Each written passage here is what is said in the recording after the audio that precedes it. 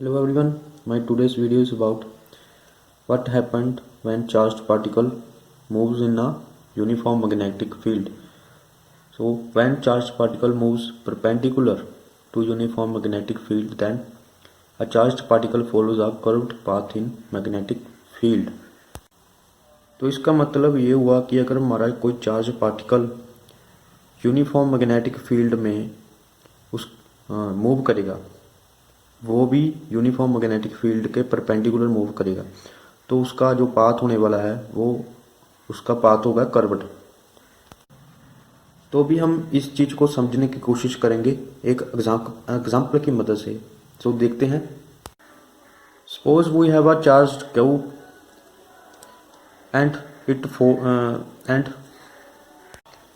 now suppose we have a magnetic field which is represented by crosses।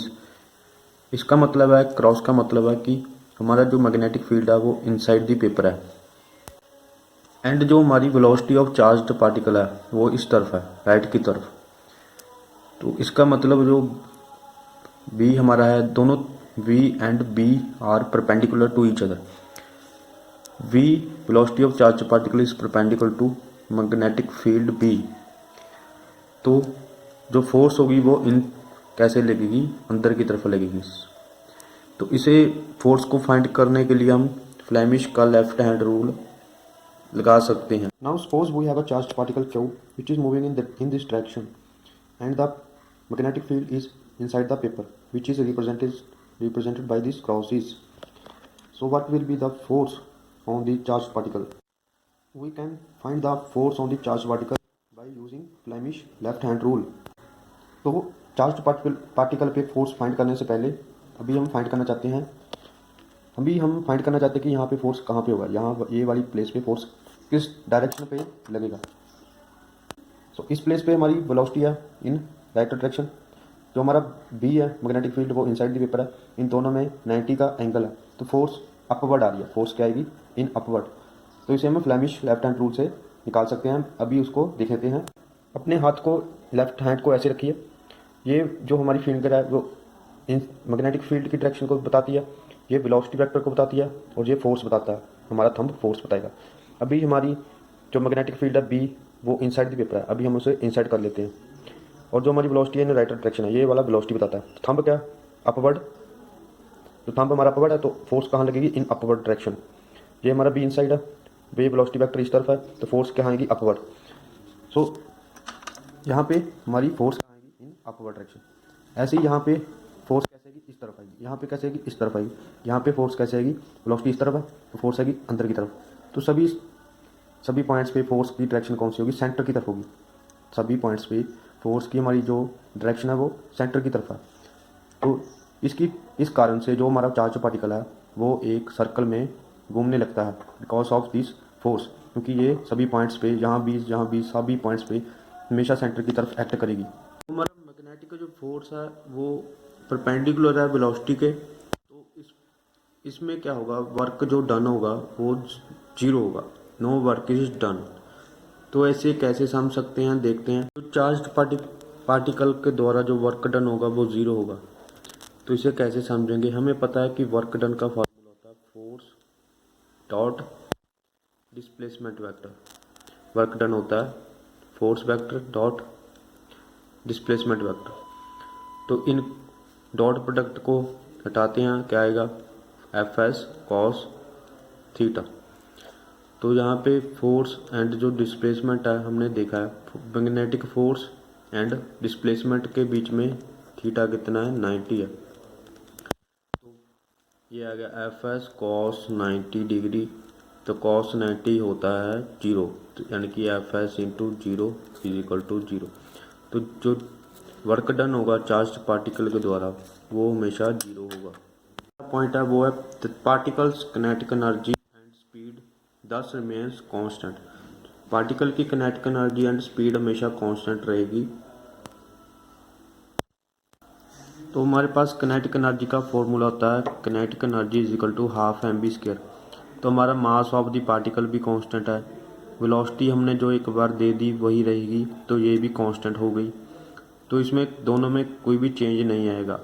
ना तो मास में change आएगा ना तो वेलोसिटी में चेंज आएगा, तो इसकी दोनों कांस्टेंट है, तो इसका प्रोडक्ट भी कांस्टेंट होगा, तो किनेटिक एनर्जी भी हमारी कांस्टेंट रहेगी। तो इसके बाद आता है magnetic force supplies the centripetal force Fc = mv²/r। तो हम जानते हैं कि अगर कोई पार्टिकल सर्कल में घूमता है, सर्कुलर पाथ में घूमता है, तो उस पे हमेशा एक फोर्स एक्ट करती है, सेंटर की तरफ एक्ट करती है, तो उसका जो नाम है वो होता है सेंट्रीपिटल फोर्स। कोई भी पार्टिकल बिना सेंट्रीपिटल फोर्स के सर्कल में नहीं घूम सकता।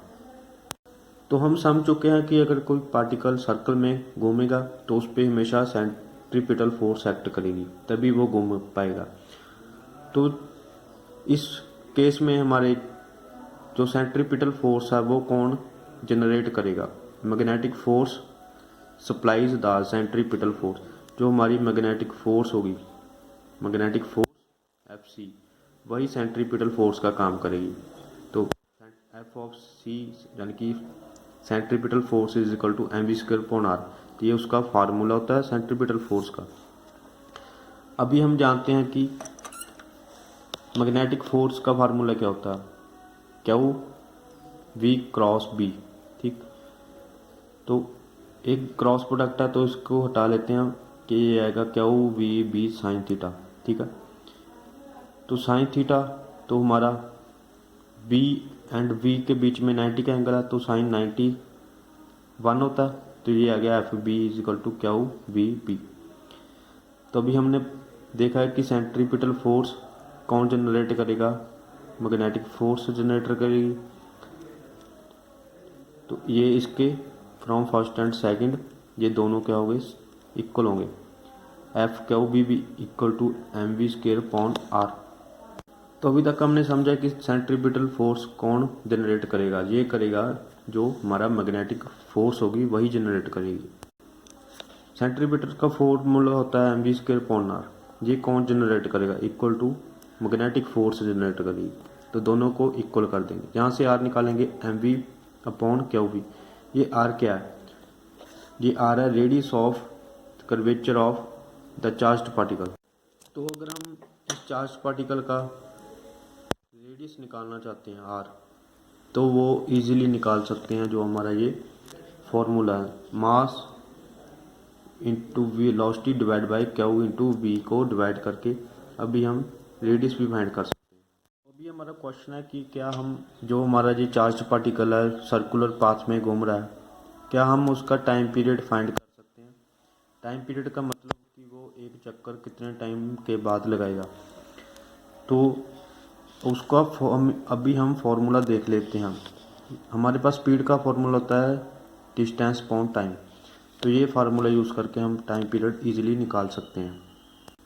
तो देखते हैं V = डिस्टेंस, एक चक्कर में कितना डिस्टेंस कवर करेगा। जो हमारा सर्कमफ्रेंस ऑफ सर्कल है, तो ये होगा 2πr divide by time period को मान लेते हैं कैपिटल T।